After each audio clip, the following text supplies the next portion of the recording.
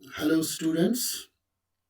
Welcome to this special class. Today we will study When You Were Old. It's a poem in class 10th and it's in the book Tulips, for class 10th. And this book is prescribed by Board of School Education, Kashmir. So let's go to the introduction of this poem and see what's it all about. This is on the screen you can see the poet of this very poem. It's written by William Butler Yeats. Dear students, he was a famous Irish poet, uh, and this poem was first published in 1893, and is one of the famous love poems written by Yeats. The poem is written for Morgan. Yeats' relationship with Morgan was very complicated and had many ups and downs. Its popularity lies in the description of the poet's meditation on tragic strike of time. So the impact of time on one's age is also very relevant and very clear and loud in this poem. This poem tells Morgan that she needs to get her act together and open her heart to Yeats, because if she doesn't, she'll grow shallow and crass, means coarse, or she'll become very ordinary lady with the passage of age and time, and that love will grow inaccessible to her, right? So that was the introduction to the poem. Now let's go to the text of the poem, right? So, dear students, here we have the text, okay? Now let us listen the audio of this text. Just listen and concentrate, please. When you're old and grey and full of sleep and nodding by the fire, take down this book and slowly read and dream of the soft look your eyes had once and of their shadows deep.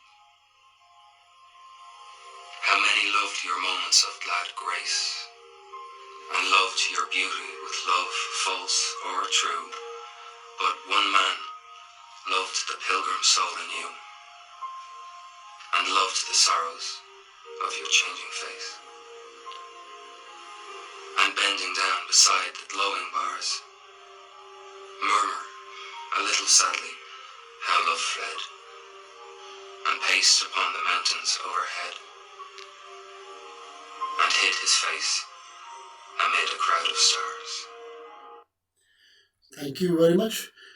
If you concentrate on this picture, you can see almost everything that is written in the poem that is here. So, this is how Yeats is addressing an old lady and telling her that, okay, when you will become old like this, you can see an old lady, you will sit before the fire, is fire here, and then she has a book in her hand, and you will read this book, and you will remember the love and the lover, right? So let's move ahead and see some of the very important poetic devices in this very poem. So this is young Yeats, and this is the Morgan, right?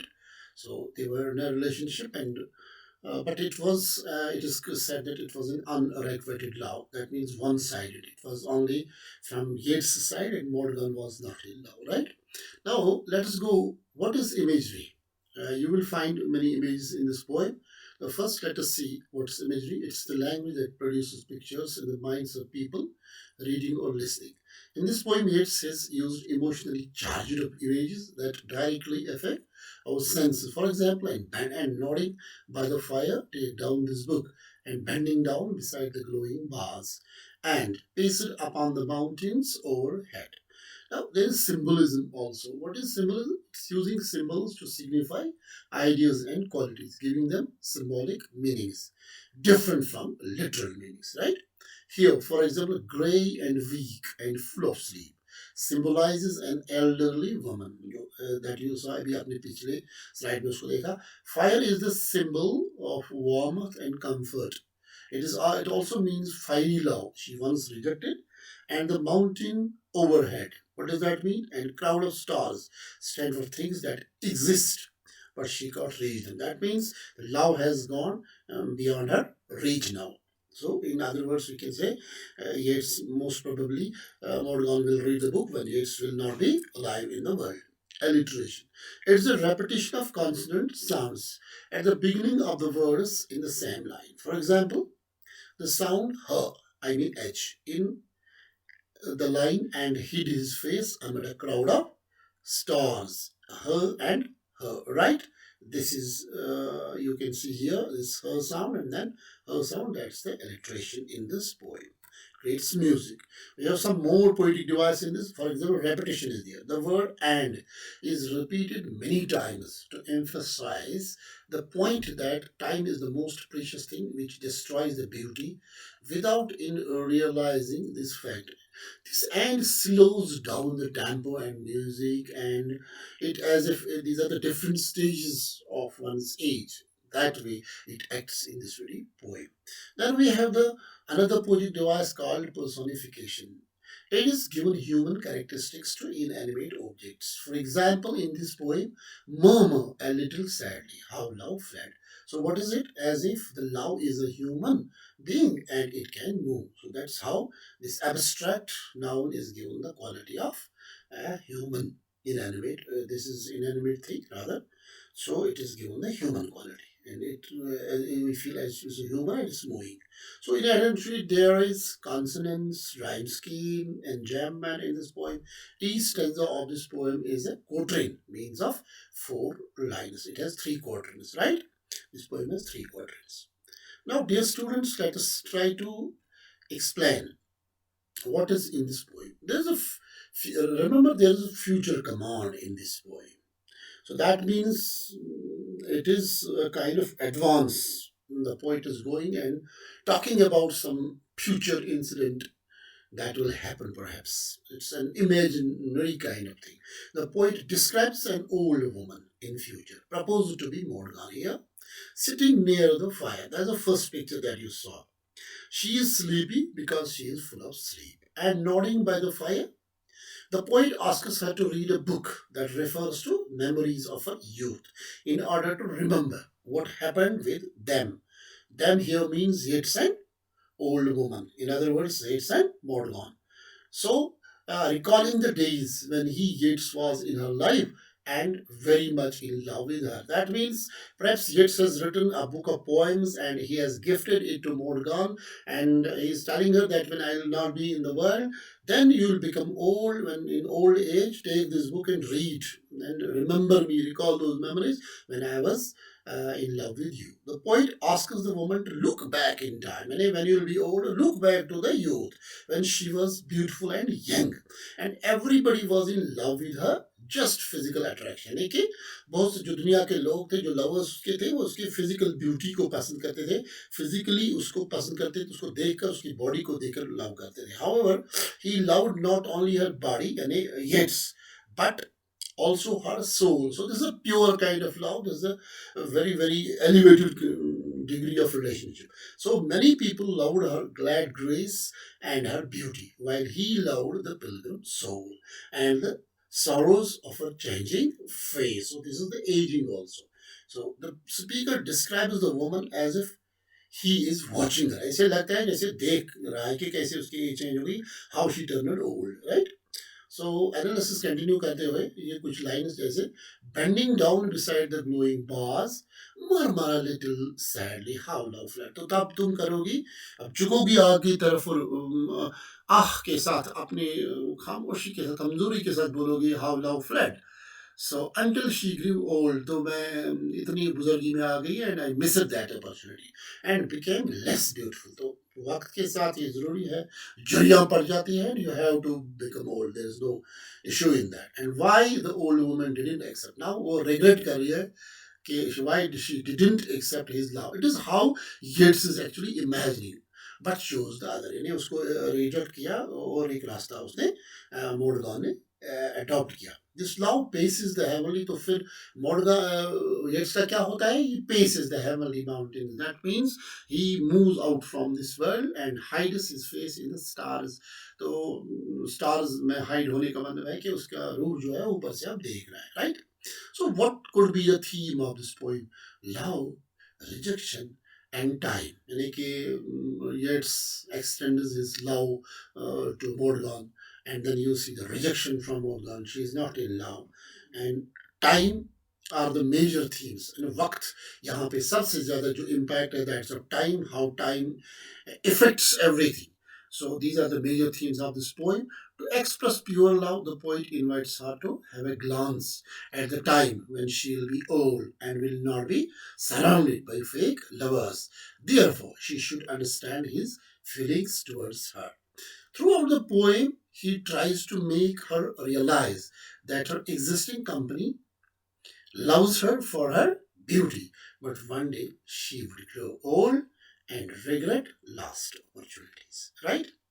So, I add another one. This is also the theme of this poem, very, very important for all of us. So this is a general theme that perhaps pertains to all of us in the world and particularly to you, the students. मैं बच्चों के लिए खास करके बोलूँगा कि ये जो थीम है ये हम सब के लिए है.